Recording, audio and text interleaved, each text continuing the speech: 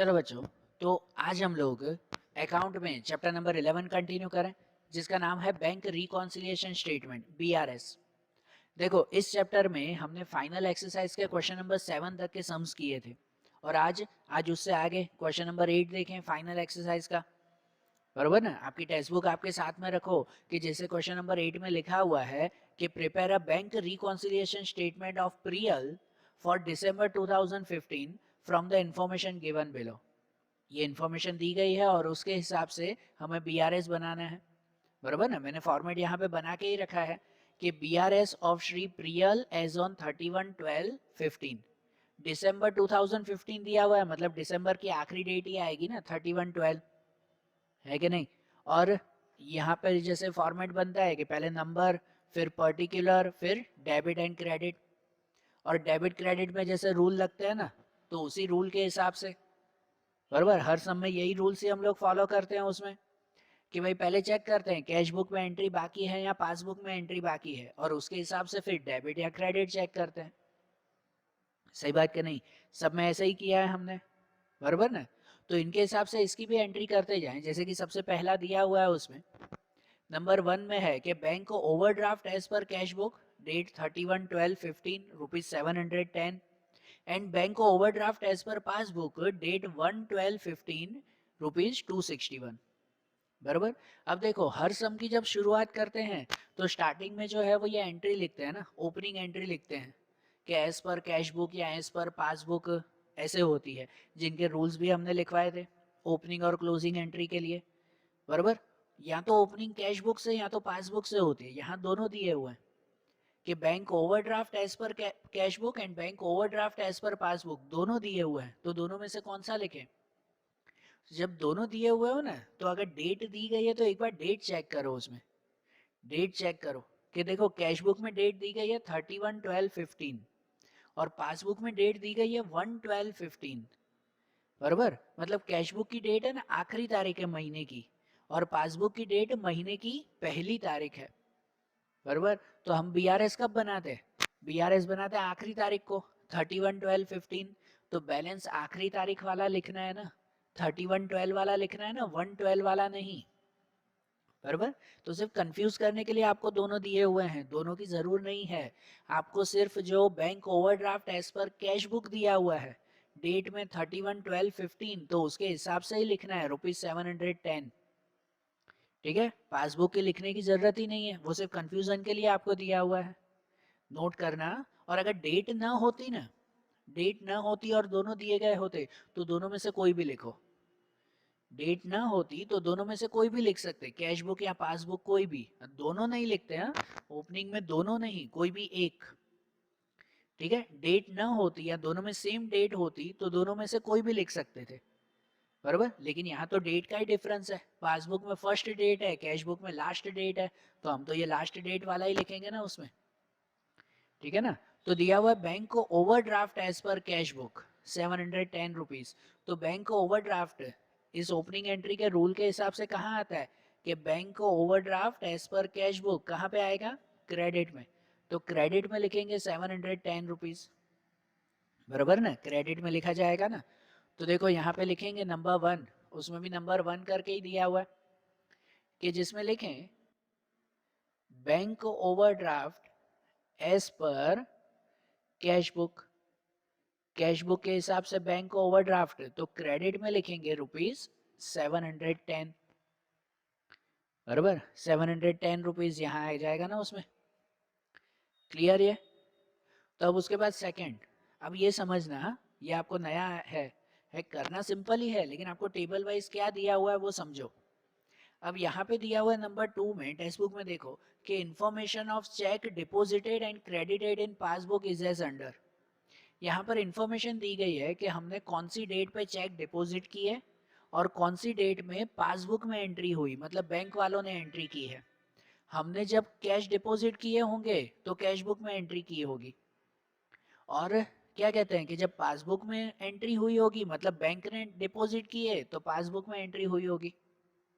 ऐसा ना, कि जैसे सेकंड वाले जो टेबल बना हुआ है उसमें पहली अमाउंट लिखी गई है 2300, भाई एक 2300 का चेक था भाई, मैंने अपनी बुक में एंट्री की थी 15 तारीख को, 15/12/15, बराबर। 15 तारीख को मैंने चेक डाला था बैंक में और बैंक ने पास किया उसे 18 तारीख को, 2-3 दिन लगते हैं ना, लिखा है ना पास में 18/12। तो अब एक चीज ध्यान रखो कि हम पता है बीआरएस में कौन सी एंट्री करते हैं। बीआरएस में वो एंट्री करते हैं कि जिसकी एंट्री बाकी हो, मतलब जो कैश बुक या पासबुक में न लिखा हो वो। यहाँ तो पासबुक को ही चेक करेंगे ना कि जिसकी एंट्री पासबुक में नहीं हुई है ना, तो उसकी एंट्री यहाँ पर करते हैं बीआरएस में, बराबर। और हम डेट कौन सी लिख रहे हैं इसमें बीआरएस में, 31/12। तो जो जो एंट्री 31/12 के बाद हुई है ना, वो सब एंट्री यहाँ पे लिखेंगे और कोई नहीं। कि जैसे देखो 2300 का चेक था कि मैंने 15 तारीख को बैंक में डाला था, बैंक ने पास किया 18 तारीख को, तो वो तो क्लियर हो गया ना, बराबर ना। तो वो तो हो गया, उसकी एंट्री यहाँ नहीं होगी, है कि नहीं। कि मतलब 15 तारीख को मैंने कैश बुक में एंट्री कर दी थी और 18 तारीख को पासबुक में एंट्री हो गई, दोनों में हो गई एंट्री, बाकी नहीं है। फिर दूसरा चेक जो है कि 7200 का चेक, वो मैंने 17 तारीख को डाला था, बैंक ने 17 तारीख को उसी दिन पास कर दिया। मतलब मैंने बैंक में डाला था तो मैंने कैश बुक में एंट्री की थी, वो हो गई, और बैंक ने पास किया मतलब पासबुक में एंट्री हो गई, वो भी हो गई, दोनों की एंट्रीज हो गई, बराबर। फिर जो तीसरा चेक है 4600 का, कि 4600 का चेक मैंने 27 डेट को डाला था, बैंक ने फर्स्ट डेट को पास किया।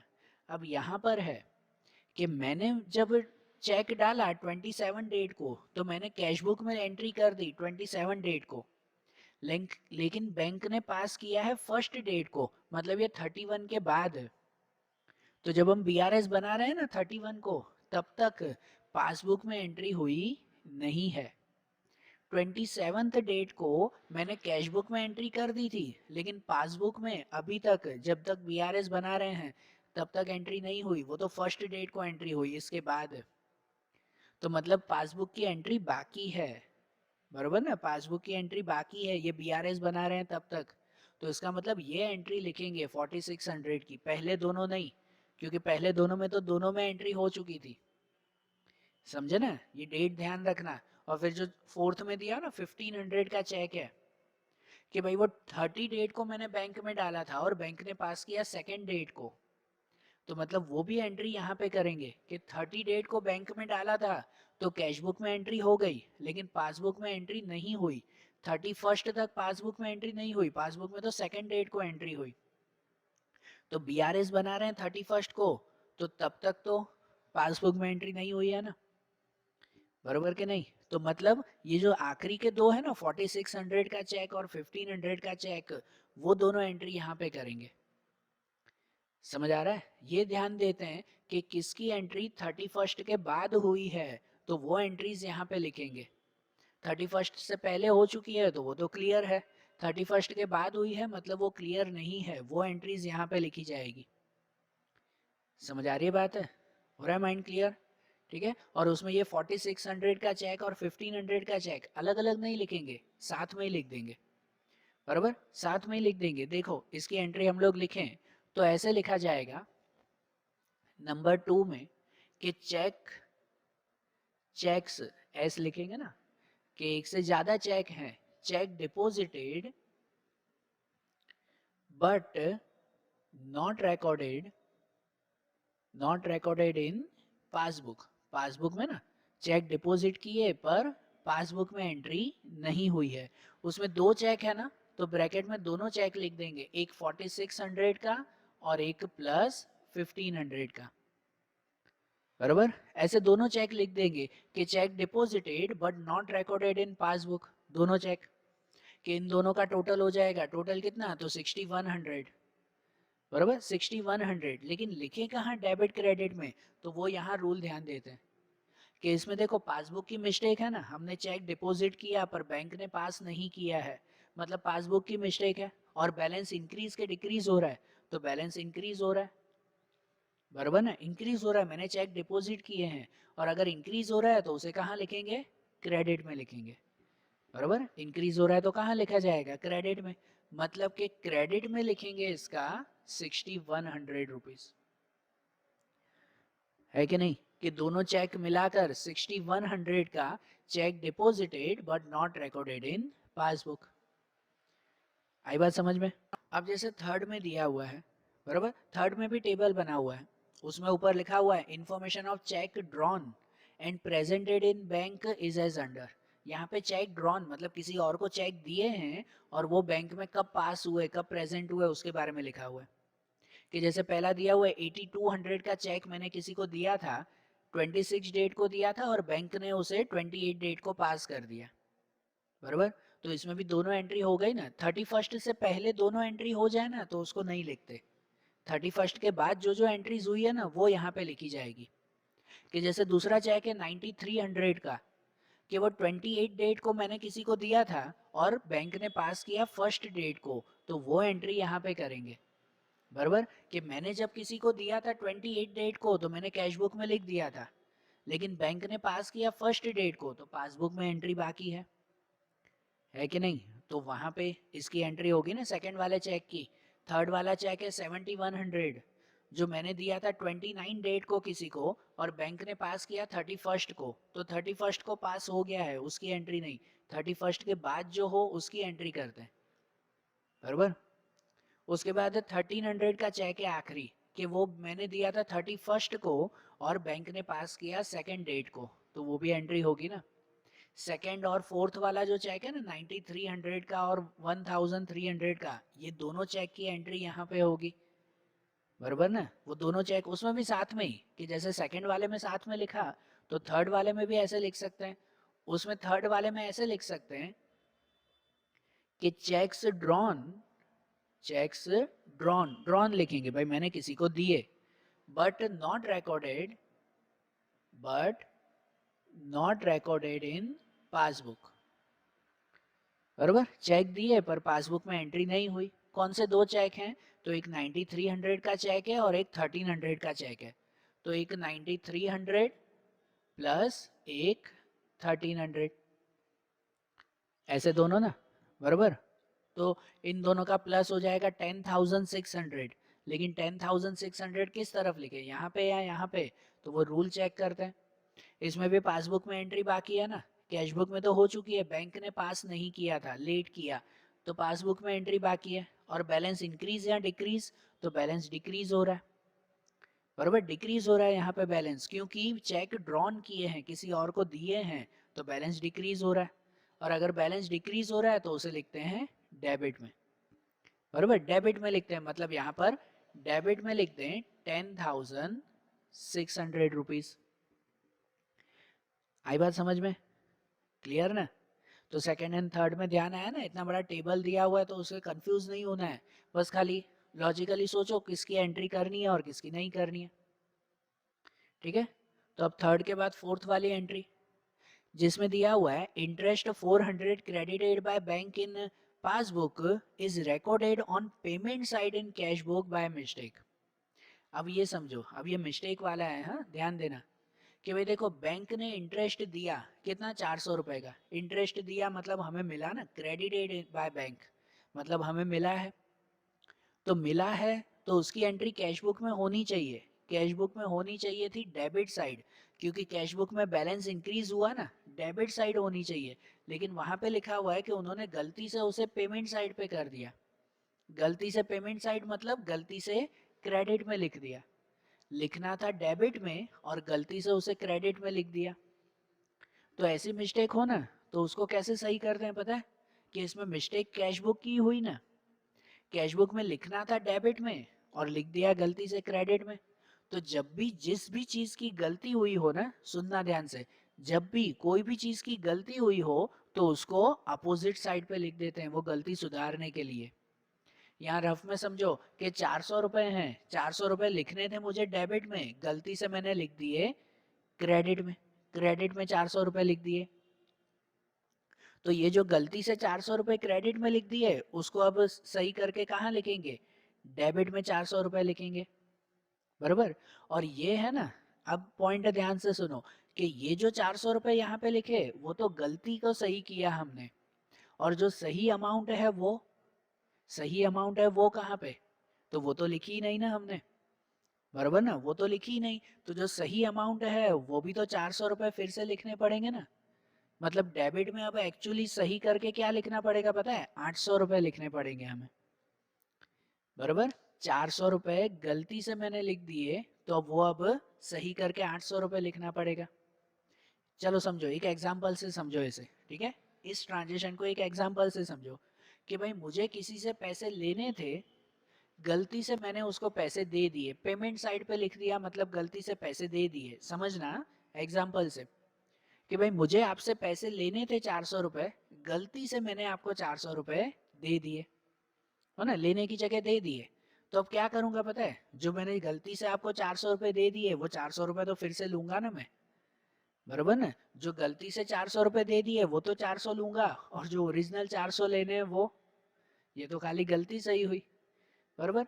मुझे आपसे 400 लेने थे, हाँ, मैंने गलती से आपको 400 रुपए दे दिए, तो अब जो गलती से दे दिए वो तो 400 लाओ, और जो ओरिजिनल लेने हैं वो भी तो 400 आप दोगे कि नहीं, बराबर। कि जो गलती हुई उसमें 400 सेटलमेंट हो गया, नहीं, ओरिजिनल भी तो 400 लेने हैं, मतलब मुझे अब आपसे लेने होंगे 400 और 400 800 रुपए। सही बात कि नहीं, मिस्टेक तो ऐसे ही क्लियर करते हैं ना। लेने की जगह अगर मैं गलती से आपको 400 रुपए दे दूं, तो आप मुझे वही खाली 400 रिटर्न करोगे, जो ओरिजिनल लेने हैं वो भी तो 400 दोगे कि नहीं, बराबर। यहाँ वही होता है कि गलती से मैंने पेमेंट साइड पे लिख दिया 400, क्रेडिट में लिख दिया 400, तो ये गलती सुधारने के लिए 400 को डेबिट में लिखा, और जो ओरिजिनल डेबिट में लिखना है वो भी तो लिखना ही पड़ेगा ना। तो डेबिट में कितना आएगा पता है, 400 और 400 800 रुपए। तो यहाँ जो लिखा हुआ है ना कि गलती से उन्होंने पेमेंट साइड पे लिख दिया, पेमेंट साइड मतलब गलती से क्रेडिट में लिख दिया, तो डेबिट में अब डबल करके 800 रुपए लिखना पड़ेगा, बराबर। तो यहाँ पर डेबिट में ही एंट्री होगी, यहाँ पे नंबर 4 करके लिखेंगे, नंबर 4 एंट्री अब नहीं लिख रहा हूँ, यहाँ सेंटेंस लिखेंगे, interest credited by bank wrongly recorded in cash book, cash book में रॉन्गली रिकॉर्डेड, या payment side in cash book, बराबर। सेंटेंस में तो वो लिख सकते हैं ना कि interest credited by bank which is wrongly recorded in payment side of cash book, तो उसको सही करके यहाँ डेबिट में लिखा जाएगा 800 रुपए, है कि नहीं। 400 का डबल हो जाएगा ना 2 बार, समझ आया। ये मिस्टेक को ध्यान देना बेटा, आगे के कुछ चैप्टर्स आएंगे उसमें भी ऐसी ही मिस्टेक्स हमें क्लियर करनी होगी, ध्यान देना उसमें। उसके बाद नंबर 5 वाला दिया हुआ है कि bank has collected dividend of 360 on behalf of Priya which is not recorded in cash book. अब बैंक ने, है ना, कलेक्टेड डिविडेंड, डिविडेंड मतलब जो शेयर के ऊपर इंटरेस्ट मिलता है, बैंक ने कलेक्ट कर लिया, किसी से कंपनी से लेना था, वो इंटरेस्ट ले दिया, लेकिन जो प्रियल है उसको इन्फॉर्मेशन दी नहीं, मतलब कैश बुक में एंट्री हुई नहीं। बैंक जो है वो डिविडेंड लेके आई, मतलब बैलेंस बढ़ गया, वो पासबुक में एंट्री हो गई, लेकिन कैश बुक में उसकी एंट्री की नहीं, तो किस में एंट्री बाकी है, कैश बुक में एंट्री बाकी रह गई ना।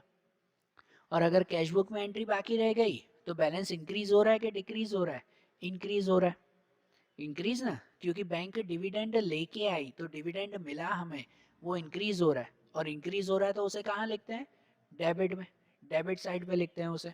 तो इसकी एंट्री कैसे करेंगे, तो इसकी एंट्री यहाँ पर नंबर 5 लिखेंगे, जो लिखेंगे bank collected dividend but not recorded in cash book, bank ने डिविडेंड कलेक्ट किया पर कैश बुक में एंट्री बाकी है, और बैलेंस इंक्रीज हो रहा है, तो डेबिट में लिखेंगे, कितना डिविडेंड है 360, तो डेबिट में लिखा जाएगा 360 रुपीज।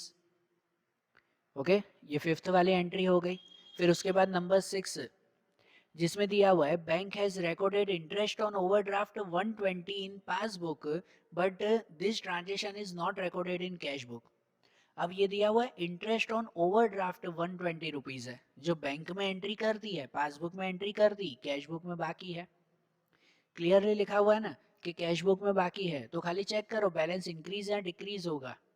इंटरेस्ट ऑन ओवरड्राफ्ट, तो वो इंक्रीज होता है कि डिक्रीज होता है बैलेंस, इसमें बैलेंस डिक्रीज होता है, क्योंकि ओवरड्राफ्ट मतलब क्या, ओवरड्राफ्ट क्या होता है कि जो बैंक से हमने एक्स्ट्रा पैसे लिए हैं तो वो ओवरड्राफ्ट कहलाता है ना, बराबर ना। बैंक से लिए हुए एक्स्ट्रा पैसे वो ओवरड्राफ्ट कहलाया, और बैंक से मैंने उधार लिए हैं तो उसके ऊपर इंटरेस्ट मिलेगा नहीं, इंटरेस्ट देना पड़ेगा, इंटरेस्ट ऑन ओवरड्राफ्ट है, तो ओवरड्राफ्ट मतलब तो बैंक से लिए हुआ उधार, तो उसके ऊपर इंटरेस्ट देना पड़ता है ना, कि मिलेगा, कि बैंक उधार भी देगी इंटरेस्ट भी देगी, ऐसा करती है क्या बैंक? नहीं ना, उसके ऊपर तो इंटरेस्ट देना पड़ेगा, और इंटरेस्ट देना पड़ेगा मतलब बैलेंस डिक्रीज होगा। लिखा हुआ है interest on overdraft, cash book में एंट्री बाकी है, तो बैलेंस डिक्रीज उसे कहाँ लिखेंगे? क्रेडिट में लिखेंगे। क्रेडिट में 120 रुपीज, बराबर। तो यहाँ पे लिखा जाएगा, यहाँ नंबर 6 करके लिखेंगे कि interest on overdraft not recorded in cash book.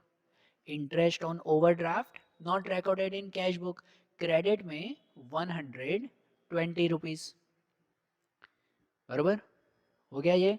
फिर नंबर 7 लिखा हुआ है, sales made by cheque 2300 recorded by bank in personal account of Priyal.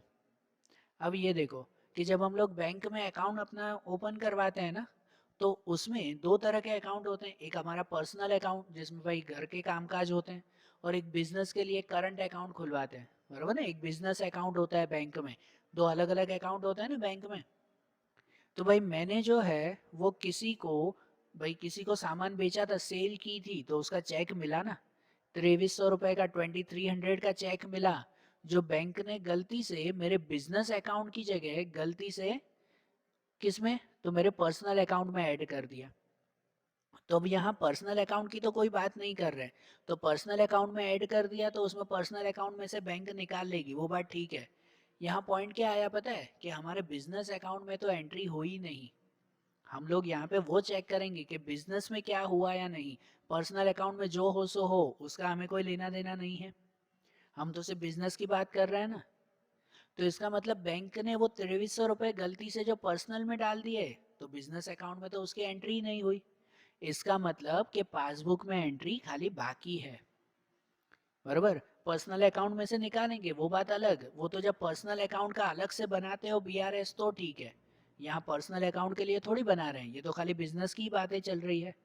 तो मतलब बिजनेस में तो एंट्री हुई नहीं ना 2300 की, तो हम लोग बिजनेस की एंट्री करेंगे कि भाई पासबुक में एंट्री बाकी है, बैंक ने नहीं एंट्री की है इसमें। और बैलेंस इंक्रीज के डिक्रीज, तो बैलेंस इंक्रीज होगा, क्योंकि मैं सेल कर रहा हूँ, बेच रहा हूँ, तो सेल करने से तो पैसे मिलेंगे ना। 2300 का चेक मिला मुझे, तो पासबुक में एंट्री बाकी है और बैलेंस इंक्रीज हो रहा है, तो उसे कहाँ लिखेंगे? क्रेडिट साइड पे, बरोबर। पासबुक में एंट्री बाकी और बैलेंस इंक्रीज, तो उसे क्रेडिट साइड पे लिखा जाएगा। सही बात है ना ये? तो यहां पर लिखा जाएगा ऐसे, ध्यान देना कि नंबर 7 में के cheque received by sale not recorded in passbook, बराबर। Cheque received by sale, sell करने से जो चेक मिला, not recorded in passbook, passbook में एंट्री उसकी नहीं की, तो उसको क्रेडिट साइड पे बैलेंस इंक्रीज हो रहा है, क्रेडिट पे लिखेंगे कितना? 2300 का चेक है, तो क्रेडिट पे लिखा जाएगा 2300 रुपीज, बराबर। ऐसे हो गई ना ये एंट्री। फिर उसके बाद नंबर 8 वाली एंट्री कि bank has reversed bank charges of ₹380 on request of real which is not recorded in cash book. अब होता है ऐसा, कितनी बार बैंक जो है वो हम लोग कर सकते हैं या बैंक को रिक्वेस्ट कर सकते हैं। देखो हमारे बैंक हर महीने कुछ ना कुछ चार्जेस कट करती है।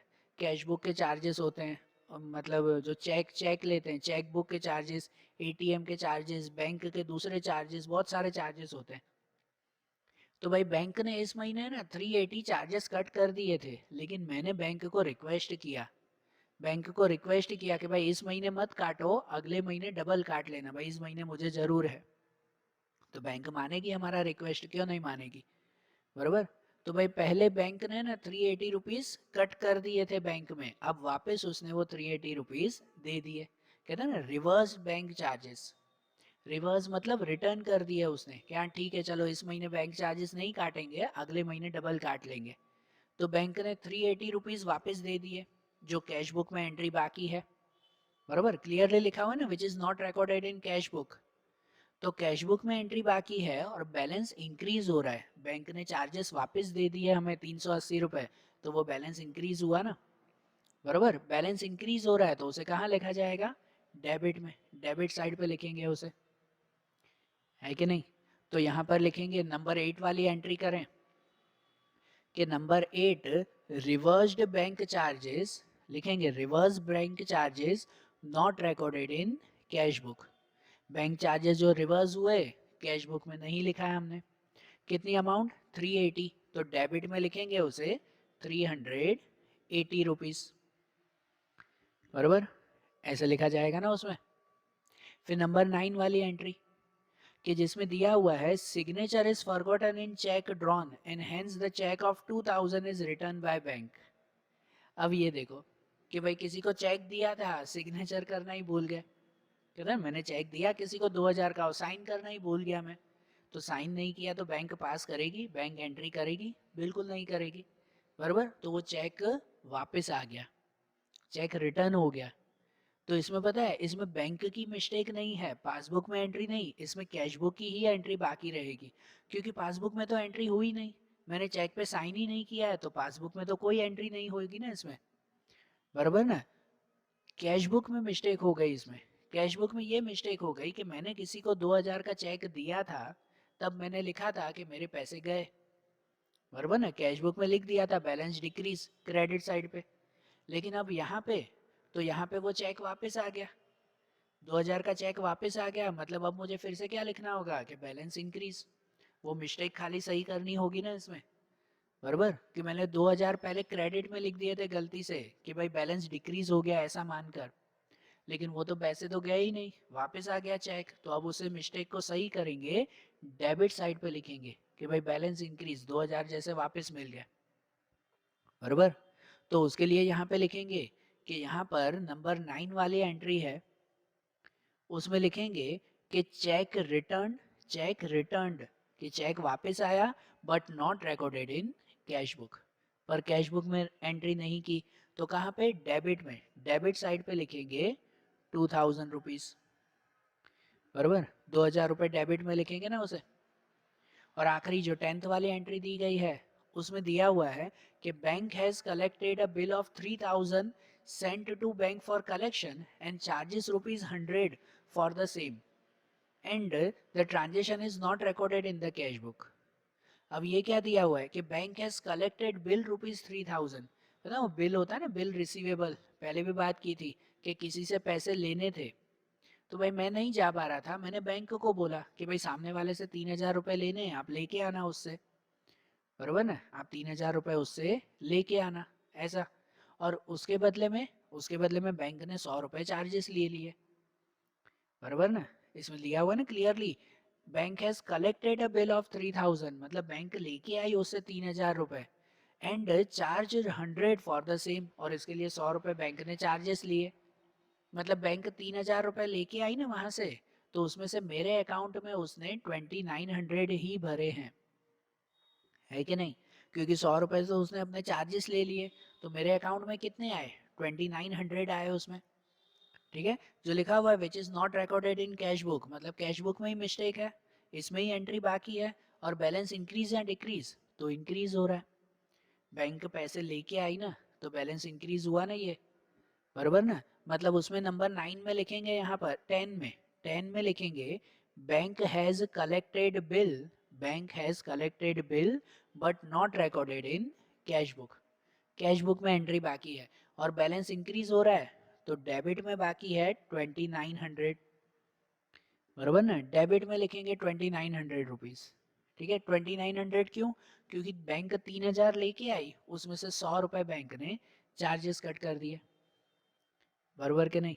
तो अब क्या करें, अब इनका टोटल कर दें, बराबर ना। अब क्लोजिंग एंट्री करें ना कि भाई सब जो है वो एंट्रीज तो हो गए, अब इनको क्लोज करें। तो इसमें देखें कि अब डेबिट और क्रेडिट उसमें से किस साइड का टोटल ज़्यादा है, तो इसमें डेबिट साइड का टोटल ज़्यादा लग रहा है, बराबर। तो डेबिट साइड में जो है वो ये पहले टोटल कर देंगे, आखिरी में लिख देंगे कि इन सब का टोटल, कि जैसे इन सब का टोटल आ रहा है 17,040 रुपीज़, सबका टोटल कितना 17,040, और यहाँ जो टोटल आया तो वही टोटल पहले क्रेडिट में भी लिख देते हैं 17,040 रुपीज़, यहाँ पर भी वही, बराबर। और ये 17,040 में से ये सब माइनस करेंगे, बराबर। तो 17,040 में से ये सब माइनस करें ना, तो आंसर आएगा 7,810 रुपीज़। कितना आ जाएगा? 7,810 रुपीज़ आ जाएगा, बराबर। ये बैलेंस तो आ गया, अमाउंट तो मिल गई। अब इसके सामने लिखें क्या, सेंटेंस क्या लिखें इसमें? तो जैसे मैंने पहले भी बताया है कि सेंटेंस के लिए रूल तो यही यूज़ होते हैं। पहला ये चेक करते हैं कि ओपनिंग हमने कैश बुक से की ना, तो एंडिंग करेंगे पासबुक से। ओपनिंग कैश बुक से तो एंडिंग पासबुक से करेंगे हम लोग। अगर ओपनिंग पासबुक में होती तो एंडिंग कैश बुक से करते। तो यहाँ कैश बुक, तो यहाँ पासबुक लिखेंगे। और अगर पासबुक लिखा तो यहाँ चेक करते हैं डेबिट या क्रेडिट। क्रेडिट में आया ना, ये क्रेडिट में आया ना, तो पासबुक का क्रेडिट में क्या लिखा जाता है? ये रूल के हिसाब से पासबुक में क्रेडिट हो तो क्या सेंटेंस लिखते हैं? Bank balance as per passbook, जो क्रेडिट में हो तो ये लिखते हैं ना, bank balance as per passbook. तो यहाँ पर भी क्या लिखा जाएगा? पासबुक के हिसाब से क्रेडिट आ रहा है तो लास्ट में लिखेंगे कि bank balance as per passbook, बराबर। ये आंसर आएगा कि नहीं? है ना, सही बात है, ठीक है ना। तो देखो ये जैसे किया ना हमने, सम कंप्लीट हुआ, ये आंसर आ गया। तो अब वैसे ही इनके जो आगे के क्वेश्चंस हैं, आगे के सम्स हैं, वो अब हम लोग अगले वीडियोस में देखेंगे। Okay, thank you.